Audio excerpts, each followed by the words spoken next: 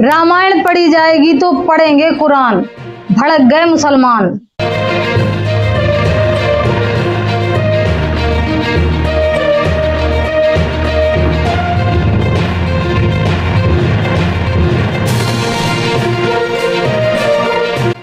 ADG का ऐसा बयान कि मध्य प्रदेश भोपाल के अंदर उठ गया धार्मिक घमासान।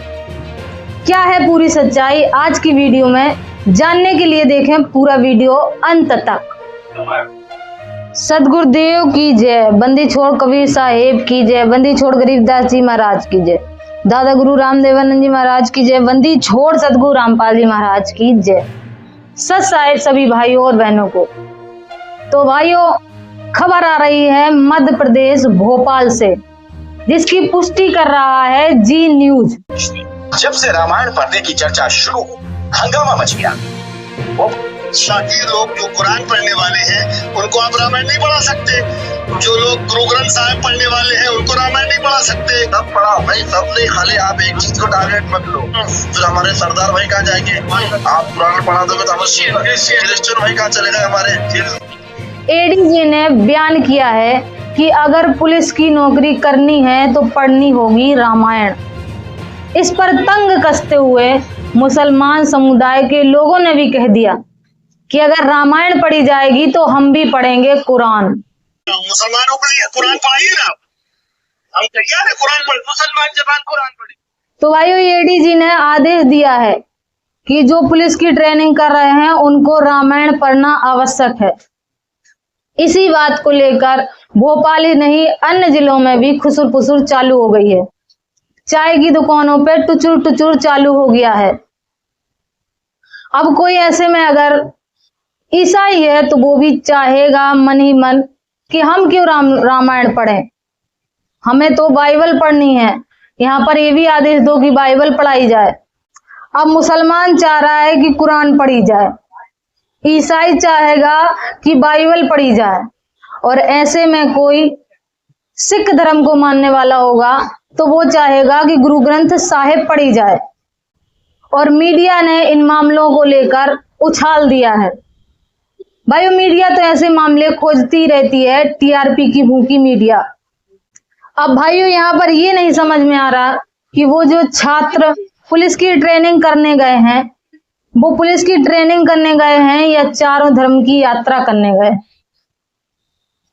तो भाइयों, इस बयान पर तो ये मामला बढ़ता ही चला जाएगा और मीडिया इसको और उछालती चली जाएगी।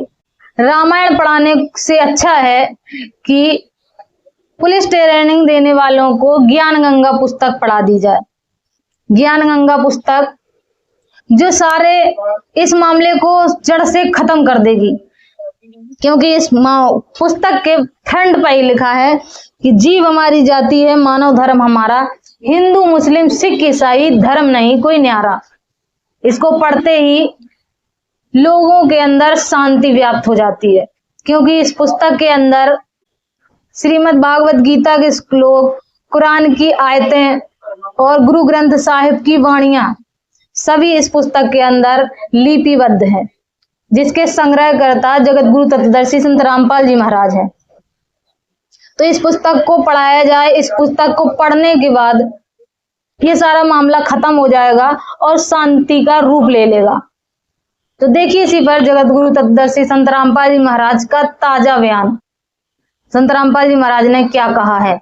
भाइयों, संतों के सत्संग ताजे ही होते हैं। हमारी जाति है, मानव धर्म हमारा, हिंदू मुस्लिम सिख ईसाई धर्म नहीं कोई न्यारा। इस काल ने हमें इस कलयुग में विभाजित कर दिया। कलयुग से पहले आप पिछली हिस्ट्री देख लीजिए, अपने इतिहास बहुत लंबे चौड़े हमारे पास रखे हैं।